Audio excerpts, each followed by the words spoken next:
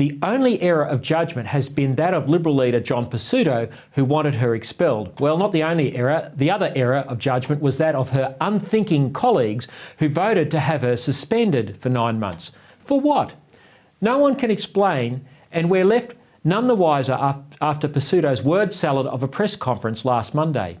In an attempt to scrape the egg off their leader's face, the Liberal Party room slapped Moira with 9 months suspension. Her crime was to attend an event headlined by women's rights advocate Posie Parker, which was gate-crashed by neo-Nazis performing a Hitler salute. Mysteriously, Victoria Police allowed them through a police cordon so they were able to disrupt the event. Here's what fellow women's rights campaigner Catherine Deeves, who was also at the event, told me on last week's show. They escorted them through.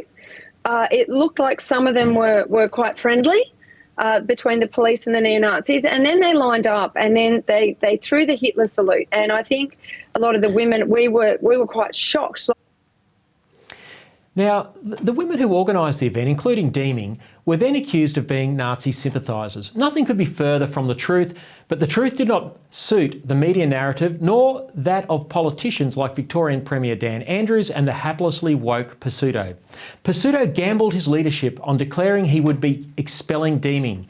The only problem was that there was no evidence to support expulsion because blind Freddy could see Posie Parker, Deeming and the other women speaking were not neo-Nazis. The legal brief Deeming emailed to her colleagues at 6:30 a.m. on Monday morning ahead of the 10 a.m. party room showdown, where Pesutto thought he would be expelling Deeming, comprehensively demolished any suggestion that the women were Nazi sympathisers.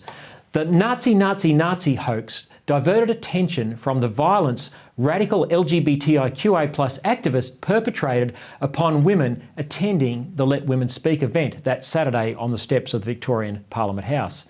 The hoax drowned out the seriousness of the message of protecting girls and women from biological males making their sport unfair and their private spaces unsafe.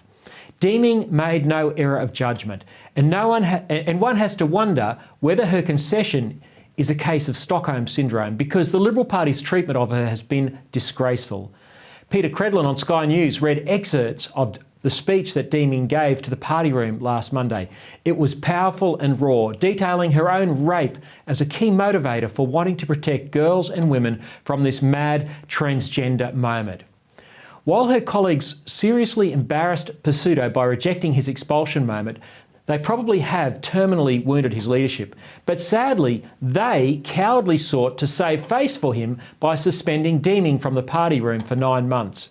Even federal leader Peter Dutton did not have the courage to stand up for girls and women's rights. He told his party room in Canberra this week, quote, "We can see in Victoria that at the moment the damage that can be caused and the opportunities lost when we don't act as a team and when we talk about ourselves." Now, if only Peter Dutton could see the damage being done to children because of LGBTIQA+ gender fluid ideology. Now, Deeming's ordeal is far from over. Pesutto has warned her that if she continues to speak out, expulsion is still on the cards. It will be interesting to see if she just goes quiet for 9 months. If that happens, the anti-girls and anti-women bullies in the Liberal Party have had a win.